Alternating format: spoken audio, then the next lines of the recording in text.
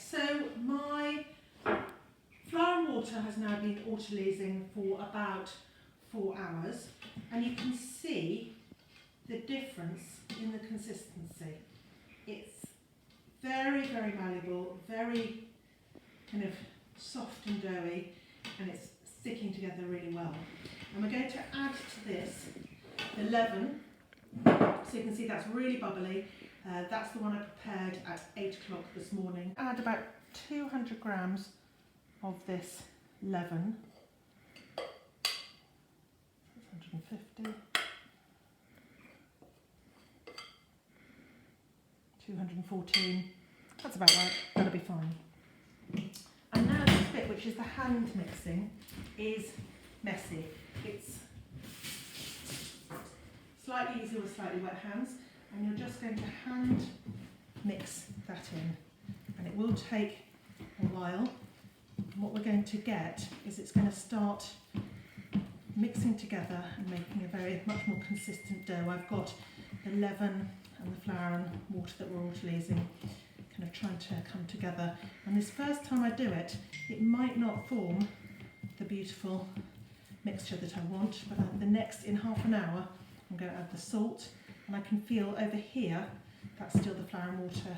Here I've got the leaven, and as I keep going, just going underneath and then kind of stretching it as well, so you're really trying to work the gluten, and if it's easier, I tend to move my dish around as I go. And you can see I'm getting a much more consistent texture here, and it's pulling away from the edge of the pan. I've got a very high hydration here, so I'm trying to work towards about 80% hydration, which does make for a very, very sticky dough.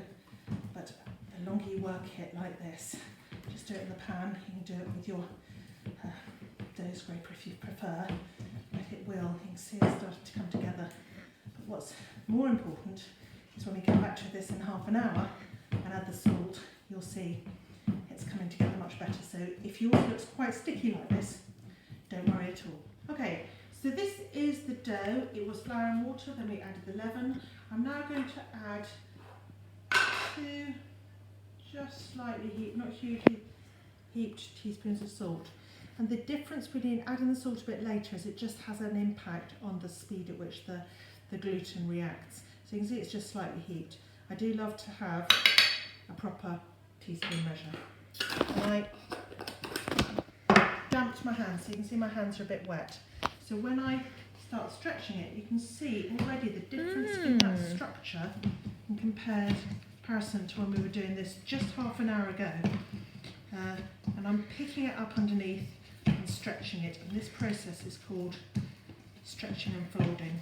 So it's beginning to develop quite a smooth texture, as you can see here, but the more we do this, you'll see the structure of the dough changing. And I'm just mixing in the flour now by hand, and you can see as I pick it up, it is pulling away from the sides, which is great. And I'm just kind of turning the dough round.